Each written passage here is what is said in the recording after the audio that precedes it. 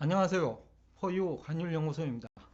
이번 시간에는 최근 9월 23일경으로 기억되는데 한국경제연구원에서 우리나라 적정 주택 가격은 얼마고 지금 현재 그 거품 정도는 어느 정도 되느냐라는 보도 자료를 발표했죠. 그래서 이게 얼마나 설득력이 있는지를 봐야 됩니다. 자산시장은 부동산뿐만 아니라 주식도 외환도 그 발표, 정보를 생산하는 그 조직이 이해관계자냐 아니면 이해관계자가 아니다고 하더라도 교수냐 아니면 실무 경험이 있느냐 여기에 따라서 근거가 완전히 다르거든요. 그러니까 전망은 틀릴 수가 있는데 누구든지요. 그러나 그 근거는 설득력이 있어야 된다라는 것이 이제 포유환율연구소 주장이기도 한데 대부분은 이제 자산시장의 정보는 그 이해관계자들이 생산해요. 부동산 관련 정보는 부동산 시장 이해관계자, 주식시장 관련 정보는 그 정권회사 임직원, 그리고 정권회사 출신, 그리고 또 직접 현재에도 이해관계가 있는 사람, 다른 분야도 마찬가지. 가상자산 이해관계자들이 만들어낸 정보가 대부분이죠. 그래서 이제 우리 일반 구독자들은 분야별로 그들만큼 사실상 정보력이 약해요. 그러다 보니 그들에게 또 의존하고 있는 것도 현실이고요.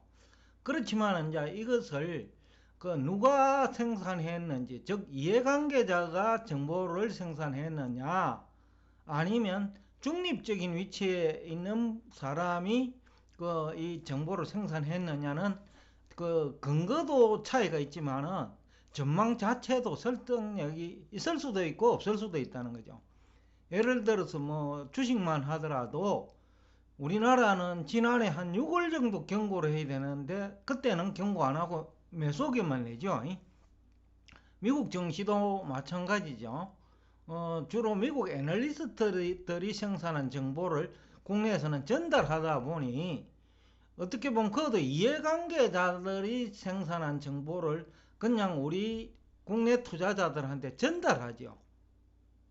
그러다 보니까 1월에는 경고를 안 하고 오히려 매수를 추천하죠. 주식만 하더라도 그렇고 미국 주식이고요. 우리나라 주식은 지난해 6월.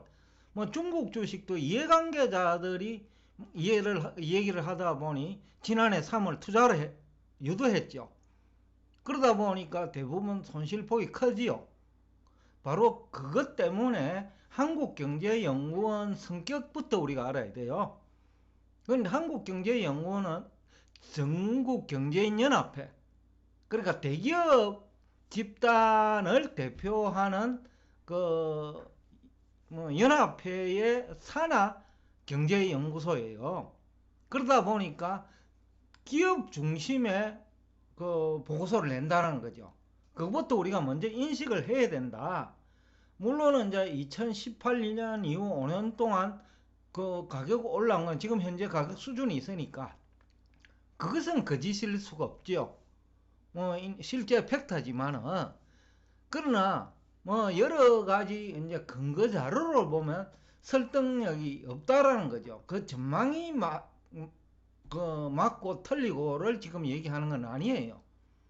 그러니까 근거가 설득력이 있느냐 없느냐가 굉장히 중요하기 때문에 그래야 우리가 앞으로 주택 구입 시기를 언제로 정할 거냐하고 관련되어 있다는 거죠.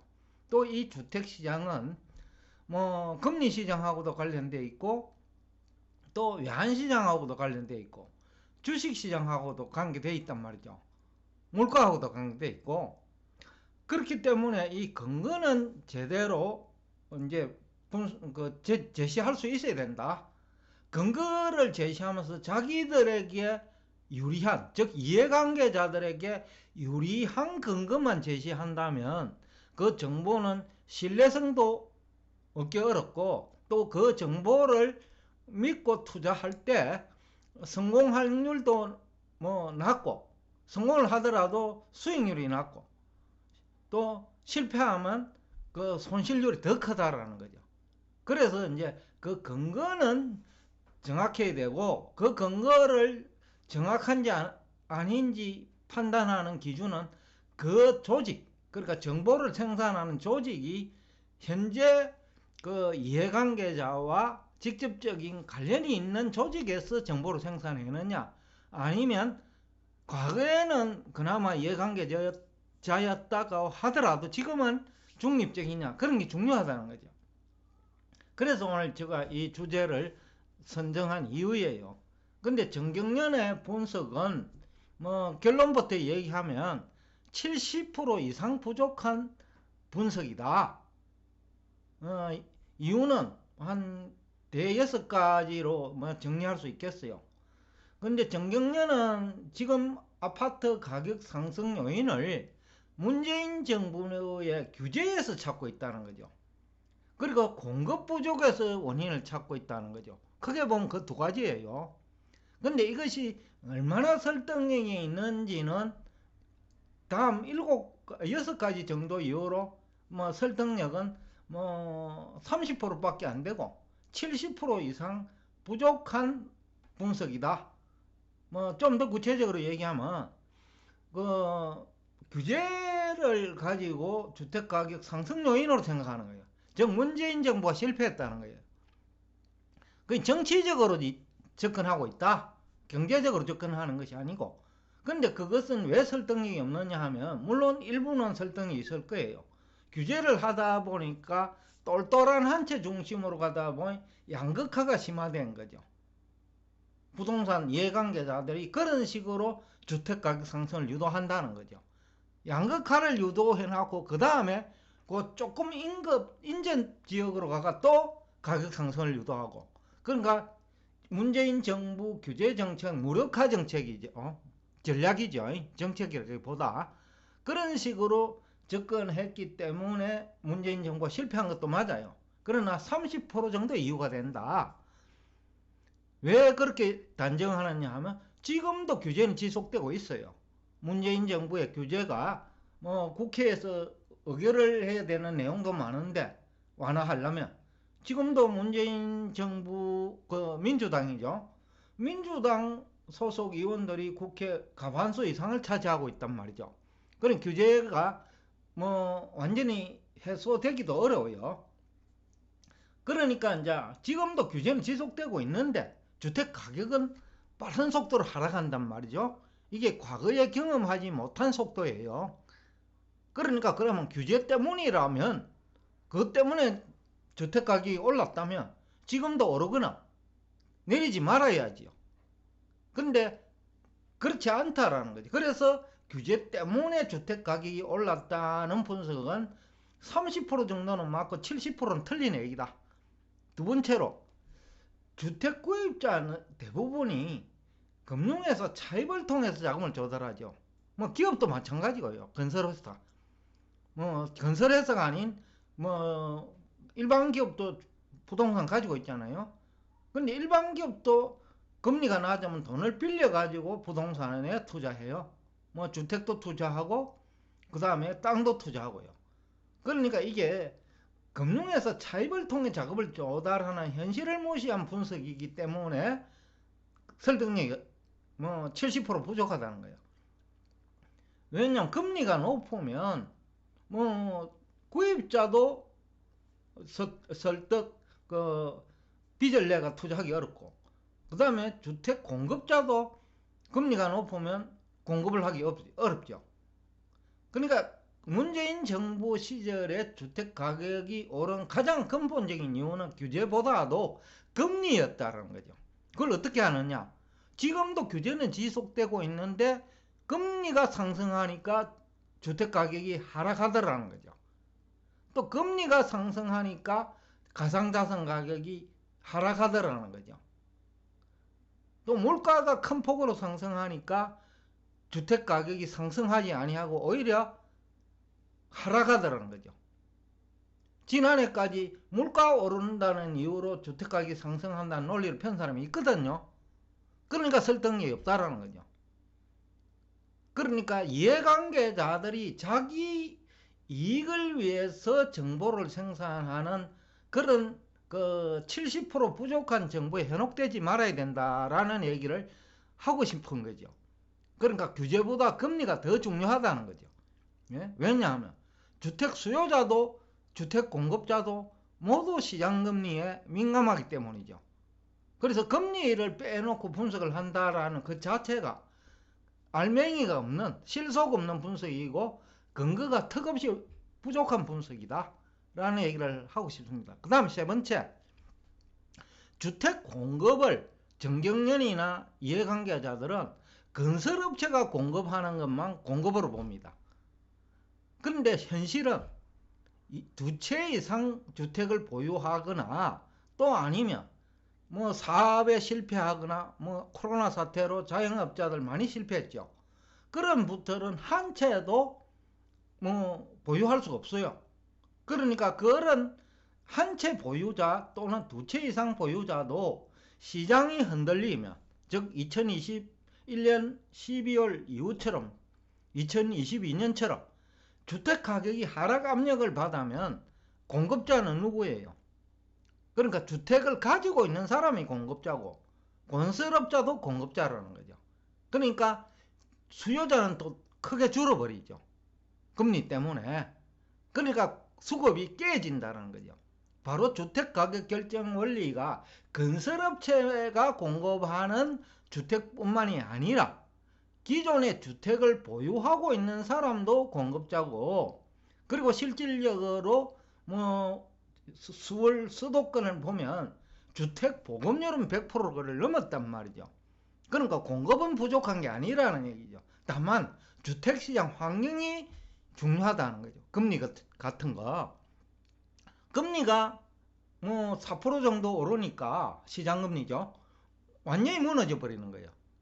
그러니까 제일 중요한 것은 빼고 뭐 규제 때문에 주택 가격이 올랐다? 그럼 규제 지속하면 주택가 계속 오르게요. 그게 설득이 없다라는 거죠. 그 다음에 네 번째로 적정한 주택 가격을 현재 가치로 산출을 했어요. 정경련이. 그러니까 현재 뭐 실제 거래 가격과 적정한 가격하고 차이가 거품이라고 했거든요. 그래서 서울은 뭐 강북은 37%, 그 다음에 강남은 38%인데 특히 인기 지역인 서초 지역은 50% 거품이고, 부산도 약 한 50% 거품이고, 수도권도 약 한 50% 거품이고, 뭐 수도권하고 부산은 58% 정도, 세종은 60% 정도 거품이 발생한 것으로 평가하고 있어요. 근데 문제는 그러면 적정한 금리를 뭐를 가지고 정했는지는 얘기를 안 해요. 그러니까 그는 숨기고 싶다는 거죠. 적정한 금리를 어떻게 보느냐? 적정한 금리를 4%로 보느냐, 5%를 보느냐, 2%를 보느냐에 따라서 적정한 아파트 가격은 달라지는 거죠. 예? 예를 들어서 2020년 그 금리가 0.2%일 때 내지는 2% 이하일 때와 지금처럼 5% 이상일 때 적정한 아파트 가격 수준이 달라지는 거예요. 그러니까 금리가 낮을 때 그 금리를 가지고 적정한 아파트 가격을 산출하면 높아진다는 거예요. 그러니까 거품 정도가 정경련이 발표한 거품 정도보다 더 심하다라는 거죠. 금리가 상승할수록. 그래서 설득력이 없다라는 거죠. 그 다음에 다섯 번째로 주택 수요를 그냥 뭐 어떻게 산출하는지 그게 없어요. 그냥 주택 수요에 맞게 그 수요는 계속 증가한다고 보는 거죠.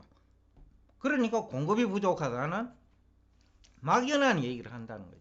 그런데 더 중요한 것은 실제 주택을 구입할 수 있는 소득을 가진 인구를 고려해야죠. 그렇다면 지금 현재 주택은 초과 공급 상태라는 거죠. 그 다음에 여섯 번째, 전세 제도도 주택 가격에 등락에 영향을 주잖아요. 오를 때는 전세 제도 때문에 오르고 내릴 때는 전세 제도 때문에 내리거든요. 이조차도 얘기하지 않는다. 그래서 정경영 산하기관, 즉 이해관계자 집단인 한국경제연구원의 그 적정주택가격 산출 및 거품 정도 책정한 가격이죠. 그 같은 설득력이 30%밖에 되지 않는다. 그러므로 주택 구입을 지금 기다리는 사람들은 그것을 감안해 가지고 구입 여부를 판단해야 된다. 즉 시기, 또 이 주택이 금리 시장에도 영향을 주거든요. 왜냐하면 담보대출을 했기 때문에 주택 가격이 많이 떨어지면 은행이 부실채권이 증가해요. 그러면 은행채 금리가 올라가면서 시장금이 더 올라가거든요. 그래서 그것을 방어하기 위해서 한국경제연구원이 이런 자료를 생산한 거 아니냐라는 의문이 오히려 든다 라는 얘기를 하면서 오늘 여러분과 대화를 여기서 끝내겠습니다.